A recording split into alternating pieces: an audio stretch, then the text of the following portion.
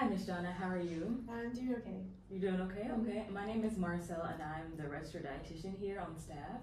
I see your daughter is with you. Is it okay? Are you comfortable with her staying in as I do this assessment? Yes, that would be fine. Okay. You had a pretty big event that landed you here. How are you feeling after that? Haven't really thought about it too much, just kind of preoccupied with getting back to work and just moving on. Okay, what kind of work do you do? I own a restaurant. Oh, nice. Is it something that's kind of stressful for you to take care of, or is it something that kind of gives you joy as you go throughout the week? A little bit of both. It's stressful at the moment because we're really short staffed, and my daughter is actually taking off from her job right now to take over all my responsibilities. So, Okay. yeah. How you feel about getting back? Like I'm needed. My daughter's been keeping me updated on everything, and we actually lost a few employees this week already, so it's just a little bit hectic.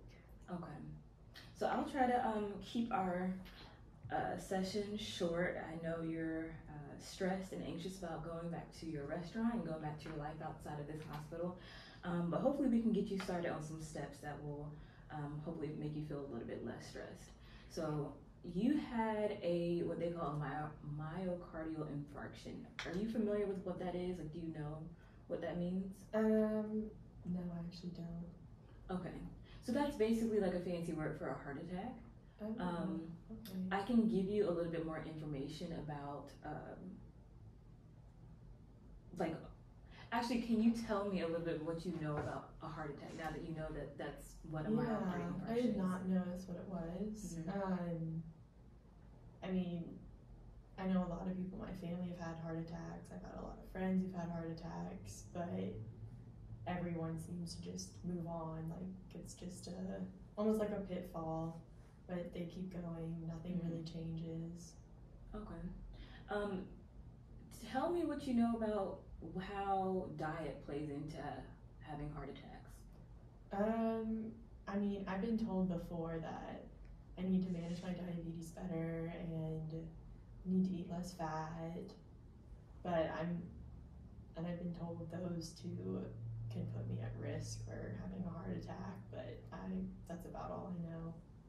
Okay, so it seems like you've had some previous education on that. Both of those are correct. So both diabetes can put you at risk for having a heart attack, as well as having that family history. I can give you a little bit more information, a little bit more details if you would like. I'd be okay with that. Okay, so basically a heart attack is when there is no type, or there's a restricted blood flow for whatever reason to the heart. So your heart isn't getting that blood to pump out like it should be. And the leading cause of a heart attack is coronary artery disease, which I see in your chart, and you just mentioned it, that you have a family history of coronary artery disease. And that's just basically a fancy term for having a lot of like cholesterol buildup in the arteries that are leading away from the heart. And basically it can get clogged up, and then it restricts the blood flow that way. Okay. Cholesterol, I'm sure you've heard of it like in like diet, when you've seen like looking at packaging on foods, but basically cholesterol in our bodies is affected by the type of fat that we have or that we intake in our foods. So that's like saturated fats and trans fats that we have in our foods.